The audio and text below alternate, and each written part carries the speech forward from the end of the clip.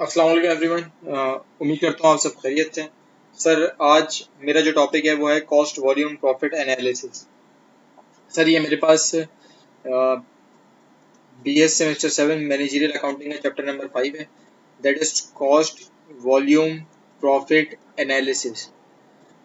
Sir इस chapter इसको start करने से पहले मैं थोड़ा इस चैप्टर का ब्रीफ ओवरव्यू दे दूँ। इस चैप्टर के नाम से आपको क्या पता चलता है? कॉस्ट क्या चीज़, कॉस्ट कैसे कहते हैं सर? कॉस्ट मेरे खर्चे को कहते हैं। कॉस्ट क्या है सर मेरे पास? मेरा खर्चा। कॉस्ट क्या है? आपके पास क्या है? खर्चा। खर्चा। वॉल्यूम, वॉल्यूम किसे कहते हैं सर? मेरे पास वॉल्यूम कहते हैं क्वांटिटी को। कितने वॉल्यूम है? वॉल्यूम मेरे पास किस चीज़ को कहते हैं सर? मेरे पास क्वांटिटी को कहते हैं। प्रॉफिट, प्रॉफिट किसे कहते हैं? मुनाफे को। कितना मुनाफा आपने कमाया, ठीक है। और बात चीज़ें और एंड में लफ्ज़ क्या लिखा है सर? एनालिसिस। एनालिसिस किसे कहते हैं सर? आप डेटा एनालिसिस करते हो। आप इन सब चीज़ों का मिक्सचर बना के उस चीज़ों को एनालाइज करोगे और उसका आउटकम देखोगे, क्या वो नेगेटिव आ रहा है या पॉजिटिव आ रहा है, क्या वो एनालिसिस आपके लिए बेनिफिशियल है या नहीं है। सर इस चीज़ों को देखते हैं, प्रिडिक्ट करते हैं, अज्यूम करते हैं। ये चीज़ें मेरे पास क्या होती हैं? एनालिसिस। इस चैप्टर से क्या निकालना है? Cost volume profit analysis. मतलब इसमें आपने अपनी कॉस्ट को, अपने वॉल्यूम को, अपने प्रॉफिट को एनालाइज करना है। क्या एनालाइज करना है कि मेरे कितने कॉस्ट की वजह से मेरा कितना प्रॉफिट आ रहा है। मैं अगर वॉल्यूम की क्वांटिटी बढ़ाऊं तो मेरा प्रॉफिट के ऊपर क्या इम्पैक्ट पड़ रहा है। इस चैप्टर में आप ये सारी चीज़ें पढ़ेंगे। ठीक हो गया? चलें। उम्मीद करता हूँ आपने के पास ये सारे बेसिक्स कॉन्सेप्ट हैं, लेकिन फिर भी थोड़ा बहुत ओवरव्यू ऊपर से मैं चैप्टर के से रिलेटेड दे दूँ, ताकि आगे का, क्योंकि हम जब ब्रेक इवन या मार्जिन ऑफ सेफ्टी के फॉर्मूलेस पढ़ेंगे उसमें आपको फिर कोई डिफिकल्टी नहीं हो। देखिए मेरे पास, अगर मैं बात करूं ऑपरेटिंग इनकम का, ऑपरेटिंग प्रॉफिट का या ऑपरेटिंग इनकम का, मेरे पास क्या क्या फॉर्मेट होता है? मेरे पास सेल्स, ठीक है, जिसमें मेरे पास दो चीज़ें शामिल हो रही हूँ। सेलिंग सेलिंग प्राइस कि कितने का है, और दूसरा सेलिंग क्वांटिटी। ठीक हो गया? सेल्स मेरे पास दो चीज़ों में शुमार होती है कि भाई कितनी क्वांटिटी और कितने प्राइस से। इन दोनों को जब मैं मल्टीप्लाई करता हूँ तो मेरे पास हो जाती है सेल्स। ठीक हो गया सर? दूसरा, जब सेल्स में से मैं वेरिएबल कॉस्ट लेस करता हूँ, वेरिएबल कॉस्ट भी मेरे पास दो चीज़ों का सम होता है, वो मैं आपको आगे बताऊंगा। लेकिन जस्ट ओवर आप अभी तक फॉर्मेट देख लो। भाई सेल्स में से जब मैं वेरिएबल कॉस्ट निकालता हूँ तो मेरे पास कंट्रीब्यूशन मार्जिन आ जाता है। ठीक हो गया सर? मेरे पास क्या आ जाता है? Contribution margin. कंट्रीब्यूशन मार्जिन अगर मैं आसान लफ्ज में कहूँ, अगर आप फाइनेंशियल अकाउंटिंग देखें तो कंट्रीब्यूशन मार्जिन आपके पास ग्रॉस प्रॉफिट के नाम से आता है। ठीक है? आपके पास ग्रॉस प्रॉफिट के नाम से मेरे पास कंट्रीब्यूशन मार्जिन है। लेकिन मैनेजरियल अकाउंटिंग में मेरे पास कंट्रीब्यूशन मार्जिन है और मेरे पास फाइनेंशियल अकाउंटिंग में जो लफ्ज है वो है ग्रॉस प्रॉफिट। ठीक है? मतलब आपने कितने का माल बेचा और वो माल आपको कितने का पड़ा था। ठीक है? मैंने, जैसे कि मेरे बाजार में जाके एक चीज बेची 100 रुपए की, ठीक है, मतलब वो मेरे पास सेल्स थी। मेरे पास वेरिएबल कॉस्ट कितनी है? वो चीज़ मैंने बनाई या मैंने बाजार से खरीदी, या वो चीज़ मुझे कितने की पड़ी थी। शॉर्ट अल्फाज में बात करूँ, आसान अल्फाज में, वो चीज़ मुझे कितने की पड़ी थी। मिसाल के तौर पे अगर वो चीज़ मेरे को 80 की पड़ी थी तो ये मेरे पास वेरिएबल कॉस्ट। इन दोनों का डिफरेंस लूँ तो मेरे पास आ जाता है sir contribution margin, that is 20। ठीक हो गया सर? मेरे बाजार में जाके चीज़ जो बेची वो है मेरे पास सेल्स, वो चीज़ मुझे कितने की पड़ी, ये मेरे पास वेरिएबल कॉस्ट, और इन दोनों का जब डिफरेंस लिया तो मेरे पास contribution margin. Contribution margin sir मेरे पास कौन सा प्रॉफिट है? मेरे पास ग्रॉस प्रॉफिट है। वो प्रॉफिट है या वो मुनाफा है जिसके अंदर से अभी तक मैंने फिक्स कॉस्ट नहीं लेस करी। अब मिसाल के तौर पे आपके पास एक चीज, आपने फैक्ट्री में एक माल बनाया, ठीक हो गया, वो माल आपको पड़ा 80 रुपए का। आप बाजार में लेकर गए उस सामान को, आपने मार्केट वैल्यू लगवाई, वो आपका माल बिक गया 100 रुपए का। ठीक है? अब मार्केट में मैंने बेचा 100 रुपए का, मुझे, मेरे पास, मैंने बनाया था उसको कितने का? 80 रुपए का। मेरे पास ग्रॉस प्रॉफिट आई है 20 रुपए का। अब इस ग्रॉस प्रॉफिट में मेरे पास ना, मेरे पास दुकान का खर्चा है, मतलब ना मेरे पास, अगर मैं आपसे अल्फाज करूँ, ना मेरे पास इसमें इलेक्ट्रिसिटी, ना इसमें मेरे पास इलेक्ट्रिसिटी बिल्स है, मेरी दुकान में कितनी बिजली खर्च हुई ना इसमें ये शामिल है, ना मेरे पास दुकान का इसमें रेंट शामिल है। ठीक हो गया, ना मेरे पास इसमें सैलरी शामिल है लोग मैं अपने मुलाजिमों की। भाई कुछ आपने खर्चा तो किया होगा ना, जाहिर सी बात है मैं दुकान चला रहा हूँ। अब मैंने इस तरीके से तो नहीं कर सकता ना कि भाई इतने की मैंने खरीदी थी इतने की बेची तो मुझे 20 रुपए का आ गया। अब इस 20 रुपए के अंदर से मैंने अपने इलेक्ट्रिसिटी का भी खर्चा निकालना है, रेंट का भी खर्चा निकालना है और अपनी सैलरी मुलाजमों को जो तनख्वाह दी है, मतलब अपनी सारी फिक्स कॉस्ट का खर्चा निकालना है। मिसाल के तौर पे मैं इसमें बिजली भी डाल दूँ, रेंट भी डाल दूँ, सैलरी भी डालूँ, अपनी सारी फिक्स कॉस्ट डाल दी, उसके बाद अगर मेरे पास इन तीनों फिक्स कॉस्ट में ला के 10 रुपए हो गए, ठीक है। लेकिन उसके बाद नेट प्रॉफिट या ऑपरेटिंग प्रॉफिट, सर मेरे पास मैनेजरियल में कहते हैं ऑपरेटिंग प्रॉफिट, और मेरे पास अगर मैं बात करूं फाइनेंशियल अकाउंटिंग उसमें मेरे पास अल्फाज होता है नेट प्रॉफिट। अब नेट प्रॉफिट मेरे पास कितने का बचा है, 10 रुपए का। ठीक हो गया, क्लियर है यहाँ तक, आगे चलते हैं।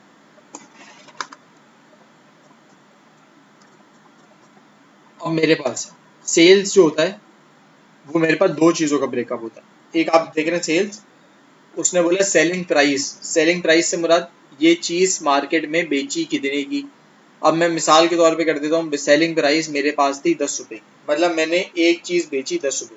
सेलिंग वॉल्यूम मेरे पास कितने वॉल्यूम मार्केट में मैंने बेचे, मैं मिसाल के तौर पे कर देता हूँ मैंने 100 वॉल्यूम मार्केट में बेचे, तो मेरे पास सर टोटल सेल्स कितने की आ गई, थाउजेंड्स की मेरे पास टोटल सेल आ गई। ठीक हो गया, मेरे पास सेलिंग प्राइस कितने का था, 10 का था, मैंने मार्केट में जाके कितनी क्वांटिटी या वॉल्यूम बेचा 100 रुपए के हिसाब से, तो मेरे पास टोटल सेल्स कितनी आ गई, 1000 तक। यही मेरे पास वेरिएबल कॉस्ट हो जाएगा कि मेरे पास वेरिएबल कॉस्ट पर यूनिट कितनी फॉल हो रही थी। मिसाल के तौर पे मेरे पास एक यूनिट का मुझे कितने का पड़ा था, एक यूनिट मुझे कितने का पड़ा था, ठीक है। मिसाल के तौर पे मेरे पास एक यूनिट मुझे 8 रुपए का पड़ा था, ठीक है। मैंने मार्केट में जाके कितने यूनिट बेचे, 100 यूनिट बेचे, तो मेरे पास ये कितनी आ गई, 800 आ गई। अब मैं आपको बताऊं कि मेरे पास वेरिएबल कॉस्ट के अंदर तीन चीजें शामिल होती हैं।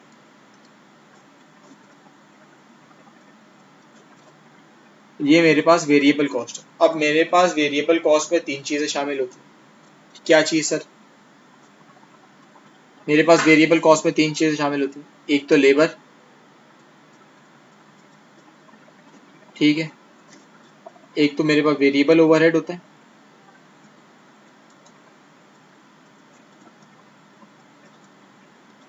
ओवरहेड होते हैं, और दूसरा मेरे पास कॉस्ट पर यूनिट होती है। अब वेरिएबल कॉस्ट के अंदर भी अगर आप, ये मैं आपको अलग चैप्टर में एक डेप्थ में अलग से बताऊंगा जिसमें मेरे पास वेरिएबल कॉस्टिंग की सारी चीजें डिस्कस होती हैं, लेकिन मैं अगर आपको ब्रीफ ओवरव्यू दूं, मेरे पास वेरिएबल कॉस्ट में हम लेबर भी लगती है, ओवरहेड भी लगते हैं और कॉस्ट भी लगती है। मतलब मिसाल मिसाल के तौर पे मेरे पास ये कॉस्ट, मेरे पास क्या होता है, रॉ मटेरियल आ जाता है कि मेरे पास ये एक रॉ मटेरियल कितना इस पे रॉ मटेरियल लगा है, इसके ऊपर अदर वेरिएबल ओवरहेड कितने लगे हैं, और इस यूनिट को बनाने में मेरे पास लेबर का खर्चा कितना लगा है। ठीक हो गया, ये तीनों चीजें जो मेरे पास एक कॉस्ट को यूनिट को बनाने में लगे वो मेरे पास आ गई वेरिएबल कॉस्ट। ठीक है, मतलब वेरिएबल इसको इन अ सेंस क्यों कहते हैं, क्योंकि ये मेरे पास कॉस्ट वेरिएबल रहती है। अगर मैं ए यूनिट बनाऊं तो हो सकता है मेरी कॉस्ट कम लगे, अगर मैं 10 यूनिट बनाऊं तो मेरी कॉस्ट ज्यादा हो जाएगी। समझ, जिस हिसाब से आप अपनी यूनिट्स, नंबर ऑफ यूनिट्स बढ़ाते जाएंगे उस हिसाब से आपकी वेरिएबल कॉस्ट बढ़ते रहेगी। जब ये, क्योंकि इसके अंदर फ्लक्चुएशन है, the lower number of unit produced, the lower variable cost, the higher number of unit produced, the higher would be the variable cost। इस वजह से इसको वेरिएबल कॉस्ट कहते हैं। ठीक हो गया, क्लियर है, आगे चलते हैं। अब अगर मैं बात करूं, मेरे पास फिक्स कॉस्ट भी दो तरह की हो सकती है। या तो अगर आपको एग्जामिनर ये कह सकता है कि भाई मेरे पास फिक्स कॉस्ट पर यूनिट ये है और नंबर ऑफ यूनिट ये है, तो आप इन दोनों को मल्टीप्लाई करके टोटल आपके पास फिक्स कॉस्ट आ जाएगी। या दूसरे अल्फाजों में आपको वो total fix cost as it is भी दे सकता है। ज्यादातर चांसेस ये है कि आपको वो as it is fix cost देगा। ठीक हो गया, आगे चलते हैं। अच्छा, अब देखें, अब ये मेरे पास कंट्रीब्यूशन मार्जिन, अभी मैंने आपको पर बताया कि कंट्रीब्यूशन मार्जिन मेरे पास क्या है। Sir the difference between, contribution margin क्या है मेरे पास, सर द डिफरेंस बिटवीन, उसने बोला सेल्स एंड वेरिएबल कॉस्ट।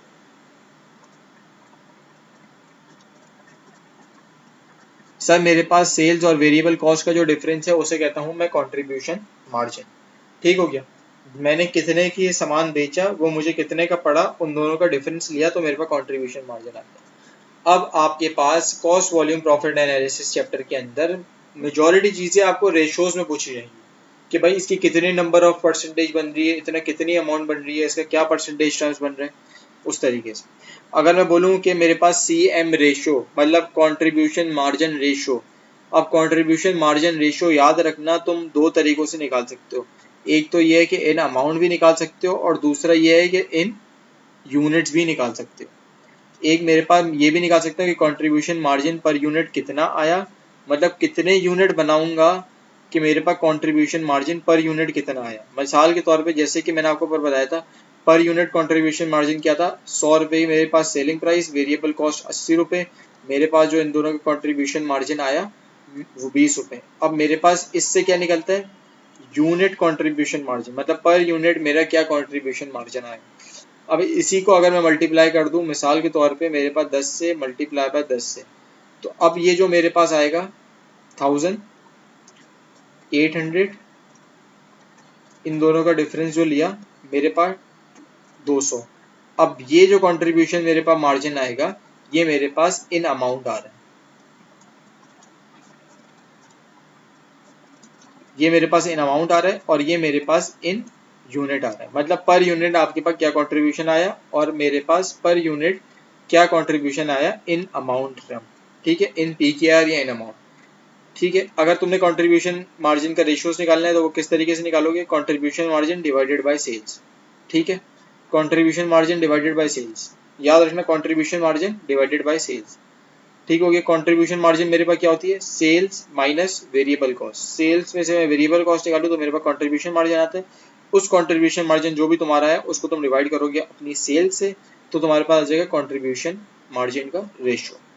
ठीक हो गया। और वही तरीके से अगर मैं यूनिट्स में निकालना चाहूँ तो मेरे पास पर यूनिट कंट्रीब्यूशन मार्जिन 20, जैसे मिसाल के तौर पर मेरे पास यहाँ पे क्या आ रहा है 20, इसको मैं डिवाइड करूंगा किससे, मेरे पास सेल्स कितनी 100, तो मेरे पास कितना आ जाएगा, 0 से 0 कटा तो मेरे पास 2 1 ज़ा 2, 2 5 ज़ा 10, 1/5 मेरे पास कितना हो जाता है 20%। तो मेरे पास यहाँ पे कंट्रीब्यूशन मार्जिन कितना आ रहा है सर, मेरे पास कंट्रीब्यूशन मार्जिन 20% आ रहा है। ठीक है, ये मेरे पास क्या है, इन यूनिट्स है। कंट्रीब्यूशन मार्जिन इन यूनिट्स और इन अमाउंट दोनों सेम रहेगा। जैसे मेरे पास इन अमाउंट है तो इन अमाउंट में डालू मेरे पास कंट्रीब्यूशन मार्जिन कितना आ रहा है, उसने बोला सर आपके पास कंट्रीब्यूशन मार्जिन 1000 आ रहा है, मेरे पास सेल्स कितनी है, सॉरी सॉरी सॉरी सॉरी, इसमें मेरे पास कंट्रीब्यूशन मार्जिन,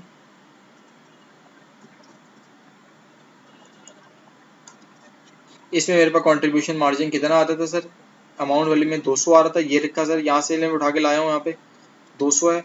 और मेरे पास सेल्स मेरे कितने की थी, 1000 की है, वो मैं सर यहाँ से उठा के सेल्स यहाँ ले आया हूँ, तो मेरे पास हो गई कितनी 1000। तो मेरे पास 200 में से जब मैंने 1000 डिवाइड किए तो वही सिमिलरली 2 यूनिट इधर से कटे, 2 इधर से कटे, 2 1 ज़ा 2, 2 मेरे पास 5 ज़ा 10, तो मेरे पास 1/5 अगर मैं कैलकुलेटर में करूँ तो मेरे पास 20% बनता है। तो कंट्रीब्यूशन मार्जिन तुम अगर रेशियोज में निकालो तो तब भी तुम्हारा कंट्रीब्यूशन मार्जिन परसेंटेज वही आएगी, या अगर तुम इन यूनिट में निकालो तब भी तुम्हारे पास सेम ही आएगी परसेंटेज। लेकिन देख लेना एग्जामिनर की क्या रिक्वायरमेंट है, एग्जामिनर डेटा किस फॉर्म में देता है, उस फॉर्म में दे। अगर अगर वो मेरे पास यूनिट का डेटा दे तो मेरे को यूनिट में भी निकालनी आनी चाहिए कंट्रीब्यूशन मार्जिन की परसेंटेज, और अगर मेरे पास इन अमाउंट का डेटा दे तो मेरे पास इन अमाउंट भी मेरे पास आना चाहिए कि किस तरीके से निकाल सकते हैं। ठीक हो गया। अच्छा चले आगे चलते हैं।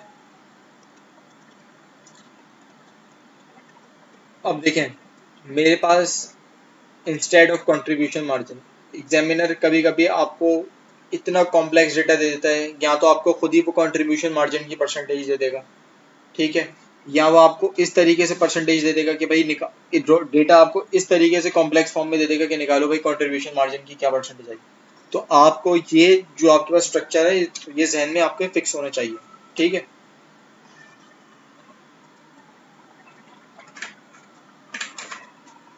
मिसाल के तौर पे सर, अब कंट्रीब्यूशन मार्जिन मेरे पास क्या होता था, कंट्रीब्यूशन मार्जिन का रेशियो क्या होता था, आपने ऊपर पढ़ा contribution margin divided by sales. अब कंट्रीब्यूशन मार्जिन आपके पास से क्या होता है, सेल्स माइनस वेरिएबल कॉस्ट आता है। ठीक है, तो कंट्रीब्यूशन मार्जिन का ब्रेकअप मैंने सेल्स माइनस वेरिएबल कॉस्ट लिया, नीचे डिवाइडेड बाय मेरे पास सेल्स हो रहा तो मैंने एज इट इज सेल्स उठा के लिया। अब देखो भाई sales one the sales, sales one the sales, sales से सेल्स कटा तो मेरे पास 1 आ गया, तो 1 minus variable cost is equal to contribution margin. मिसाल के तौर पे सर एग्जामिनर आपको बोले कि भाई कंट्रीब्यूशन मार्जिन की मुझे परसेंटेज निकाल के दो, कंट्रीब्यूशन मार्जिन की मुझे परसेंटेज निकाल कर दो, ठीक है। आप किस तरीके से निकालोगे? आप अगर एग्जामिनर बोले भाई मुझे कंट्रीब्यूशन मार्जिन की परसेंटेज निकाल के दो, और अगर वो दे दे आपको मेरे पास कि बोले भाई मेरे पास वेरिएबल कॉस्ट जो है मिसाल के तौर पे वो है 60%, मुझे कंट्रीब्यूशन निकाल के दें आप एग्जाम के लिए, उसने बोले कंट्रीब्यूशन मार्जिन की परसेंटेज निकाल के दें, आपके पास वेरिएबल कॉस्ट मैंने दे दी 60%। अब आप कंट्रीब्यूशन मार्जिन की परसेंटेज कैसे निकालेंगे? Contribution percentage is equals to 1 minus variable cost की परसेंटेज। मेरे पास कंट्रीब्यूशन मार्जिन की परसेंटेज, भाई थोड़ा राइटिंग पे आप देखिएगा, मैंने बड़ी कोशिश की है कि राइटिंग बेहतर हो जाए, लेकिन इससे बेहतर नहीं हो रही राइटिंग, तो इसलिए मैंने पहले से सब चीज़ें लिख ली थी ताकि टाइम वेस्ट ना हो, ठीक है। कंट्रीब्यूशन मार्जिन की परसेंटेज मेरे पास क्या हो सकती है? Contribution margin percentage is equals to 1 minus variable cost की परसेंटेज 60%। मैं 100% में से 60% निकालूं तो मेरे पास कंट्रीब्यूशन मार्जिन की परसेंटेज क्या आ जाती है? 1 minus 60% is equals to 40%। Clear है सर? क्लियर है? ये सिर्फ आपको समझाने के लिए दिया है कि अगर एग्जामिनर आपसे इस तरीके से सवाल पूछे तो आप मेंटली प्रिपेयर्ड हो कि इसका आंसर किस तरीके से देना है, ठीक है। सिमिलरली मेरे पास वेरिएबल कॉस्ट रेशो या वेरिएबल एक्सपेंस रेशो, जैसे आपने कंट्रीब्यूशन मार्जिन रेशो देखा है, सेल्स रेशो देखा है आपने। सेल्स रेशो क्या होता है? Sales divided by total profit divided by sales, ये sales divided by total profit एक ऑपरेटिंग प्रॉफिट में आ जाता है और दूसरा मेरे पास सेल्स प्रॉफिट में आ जाता है। उसी तरीके से वेरिएबल कॉस्ट रेशो आपके पास किस तरीके से आ जाएगा? वेरिएबल कॉस्ट रेशो या वेरिएबल कॉस्ट परसेंटेज किस तरीके से आ जाती है? वेरिएबल कॉस्ट आपके पास जो भी आई divided by sales is equal to variable cost percentage या रेशो आ गया, ठीक है। जो भी मेरे पास वेरिएबल कॉस्ट आई उसको मैंने डिवाइड कर दिया किस चीज़ से? अपनी सेल से, तो मेरे पास वेरिएबल कॉस्ट की परसेंटेज आ जाएगी, ठीक हो गया? क्लियर है? अच्छा, इन सब के सवाल ये एक ही लास्ट में मैं आपको बड़ा कॉम्प्रिहेंसिव सवाल करवाऊंगा जिसमें आपके सारे कॉन्सेप्ट्स क्लियर हो जाएंगे, ठीक है। इसकी प्रैक्टिस अगर मैं एक एक सवाल की प्रैक्टिस कराऊं तो मेरे पास बहुत डिले हो जाएगी, इतना मेरे पास टाइम अभी है नहीं अपने एग्जाम, हमारे एग्जाम्स के अंदर ना। नहीं तो इसी एक चैप्टर को अगर मैं हर एक एक पार्ट्स या एक एक इलस्ट्रेशन की मैं अगर मैं आपको क्वेश्चन कराऊं तो मेरे पास ये 1 महीने से ज़्यादा ये चैप्टर खिंच जाएगा। तो बेहतर इसी में कि इन सब कॉन्सेप्ट्स को आपको एक दफ़ा मैं बता दूं और उसके बाद एक ही सवाल के अंदर एक ही मतलब एक ही कॉम्प्रिहेंसिव सवाल करें जिसके अंदर ये सारे पार्ट्स टेस्ट हो रहे हैं, और सिर्फ यही पार्ट्स नहीं, इससे बेहतर और इससे मोर कंपेटिटिव पार्ट्स या मुश्किल पार्ट्स मेरे पास टेस्ट हो रहे हैं, ठीक हो गया। अब एक बहुत इम्पॉर्टेंट चीज़, सर मेरे पास ब्रेक इवन, ब्रेक इवन आपको, आप में से बहुत से लोगों को पता होगा कि ब्रेक इवन होता क्या है, ठीक है। लेकिन जिन लोगों को नहीं पता उनकी आसानी के लिए मैं एक दफ़ा बता दूं कि भाई ब्रेक इवन होता क्या है। ब्रेक इवन मेरे पास वो पॉइंट होता है सर, वो पॉइंट होता है, वो मेरे पास पॉइंट होता है जहां पर मैं कोई नो गेन या no loss slash no loss. क्या मतलब सर? वो पॉइंट जहाँ पे ना मेरे पास गेन हो रहा हो ना मेरे पास लॉस हो रहा हो, ठीक हो गया। मतलब वो पॉइंट, जैसे अगर मैं बोलूँ कि मैं फैक्ट्री चला रहा हूँ, ठीक है, मुझे बतौर फैक्ट्री चलाने में मुझे ब्रेक इवन तक पहुंचने के लिए, मतलब मैं बोल रहा हूँ मैं अगर फैक्ट्री नहीं भी चलाऊँ ना तो मेरे पास 1000 रुपये का खर्चा खड़ा हुआ ही खड़ा हुआ है भाई महीने का। तो मेरे पास कम से कम मुझे फैक्ट्री चला के 1000 रुपये का खर्चा करूँ, मतलब इसको कवर करूँ, तो फिर मेरे पास ना मैं कुछ कमा रहा हूँ ना मैं कुछ गवा रहा हूँ।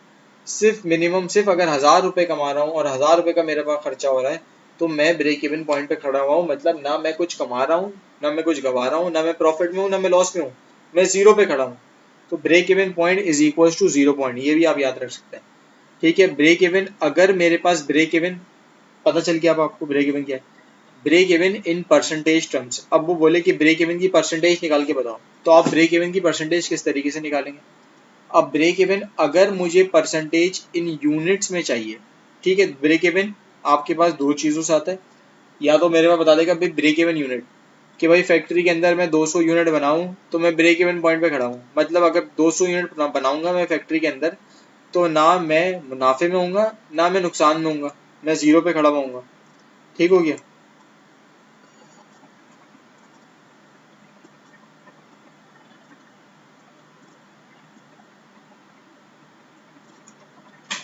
उसने बोला कि अगर मैं 200 यूनिट बना रहा हूँ, अब ब्रेक इवन आपको यूनिट में भी पूछ सकता है एग्जामिनर और इन अमाउंट भी पूछ सकता है कि भाई ब्रेक इवन अगर मैं बोलूँ मैं 200 यूनिट बना रहा हूँ, अब इन 200 यूनिट से अगर मैं ऊपर बनाऊंगा, मिसाल के तौर पे 300 यूनिट बनाऊंगा तो मैं गेन में हूँगा, ठीक है।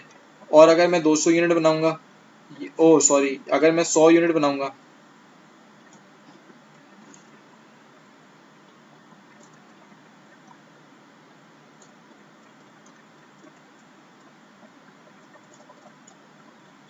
अगर मैं 100 यूनिट बनाऊंगा तो मैं किस चीज़ के अंदर हूँगा, लॉस में हूँगा, ठीक है।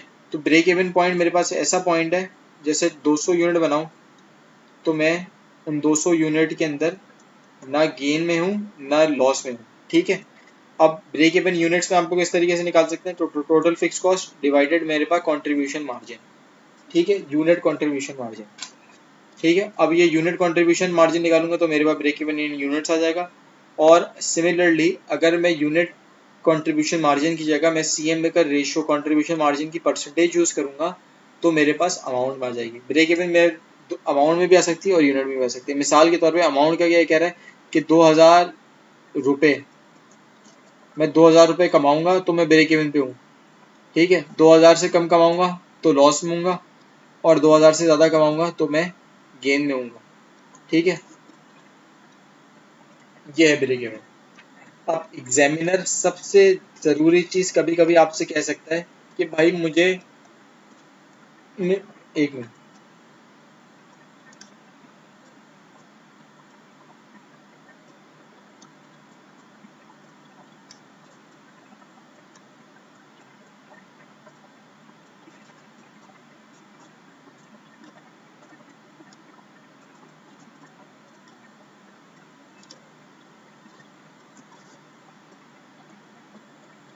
भाई देखिए, अब एग्जामिनर कभी कभी आपसे कह सकता है कि भाई मुझे, अब जैसे मैनेजरियल अकाउंटिंग की बात कर रहा हूँ, कभी कभी इस तरीके से हो सकता है कि आपको मैनेजमेंट क्या है, या सेल्स डिपार्टमेंट वालों को मैनेजमेंट क्या है, या प्रेसिडेंट क्या है, सीईओ क्या है, कोई भी इंडस्ट्री का या कोई भी कंपनी का, कि भाई इस बार सेल्स वालों ने कम से कम 5 लाख का सेल्स तो करनी ही करनी है, ठीक है। 5 लाख की सेल्स तो करनी ही करनी है। ये मेरे पास, नहीं नहीं, मैं आपको चले दूसरी तरीके से मैं, सेल्स तो फिर वो आपको रिवर्स वर्किंग करनी पड़ेगी। ये देखें, अब मिसाल के तौर पे मेरा जो बजट है, उस बजट के अंदर मैंने लिखा हुआ है कि भाई अगले साल मेरे पास रेवेन्यू जो होगा, या मेरे पास टोटल प्रॉफिट जो मैं अर्न करूंगा, कंपनी जो मेरे पास प्रॉफिट अर्न करेगी, मिसाल के तौर पे मेरे पास कंपनी प्रॉफिट अर्न कर रही है, मैंने टारगेट किया कि भाई कंपनी प्रॉफिट अर्न करेगी कितने का, 5 लाख रुपए का। अब ये 5 लाख का प्रॉफिट अर्न करना है, ठीक है, ये मेरे पास टारगेट मैंने बना दिया, ठीक है।